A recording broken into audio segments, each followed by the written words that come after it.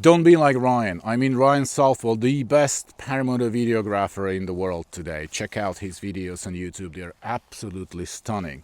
Now, Ryan has been flying the Scout for more than 10 years, and I know him just as long. And we flew together several times in the United States, several times in Iceland, and he even visited me here in Slovakia. And all the time I kept saying to Ryan that, hey, you need to pull those shoulder straps tighter. And he always just talked back, yeah, they're tight enough, but they weren't. So 2 years ago on the Wingman Challenge, I said enough is enough, and I adjusted the straps on Ryan's body to my liking. And after the flight, he came to me and said that that was the only thing he didn't like about the Scout. And after 10 years, he has a new paramotor now. Don't be like Ryan. Don't let it take you 10 years to discover how to adjust the harness properly.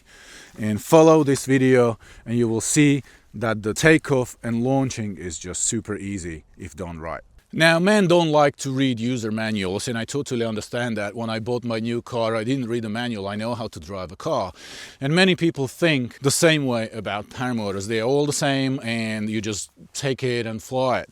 Now, it's not really true. The harness geometry of the Scout is slightly different, and that's why it requires some different adjustments. So first I'll show you how to do it right, and then I will show you how Ryan did it for 10 years.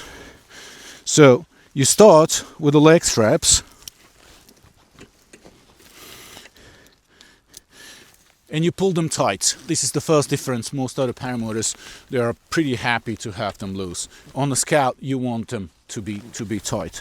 Then pull the chest strap,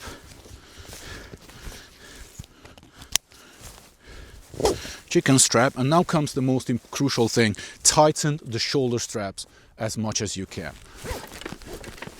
Now, if you believe you've tightened it enough, it's not true. You need to tighten more. There is a very simple way how to know the shoulder straps are tight enough, and that is that you can easily reach for this tube up here. If I can touch it easily, that means the paramotor is tight enough. Now, most people don't get this far because it feels tight.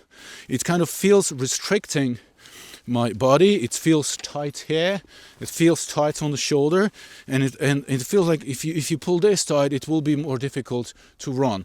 Now, it's only a matter of comfort, but we are not here for the haircut. We are here for flying, and for flying, this is the best setup you want.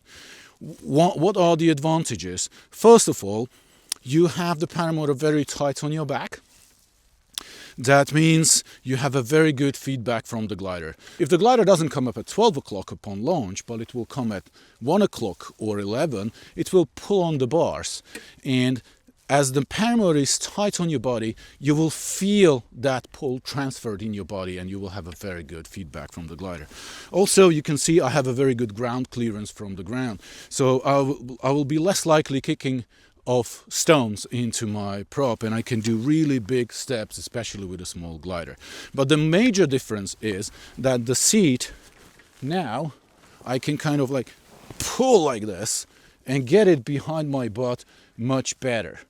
Now, it's a little bit counterintuitive that you need to have it tight in order to see it come back. But if you do it like Ryan, that means having these straps loose and also having these loose, the seat has an automatic tendency to simply just come down, and it's pressing against the hamstrings. These are the hamstrings, I believe, right? So if you have the paramotor low on the back, then I see constantly people walking like this all the way to the glider because they just can't properly straighten up.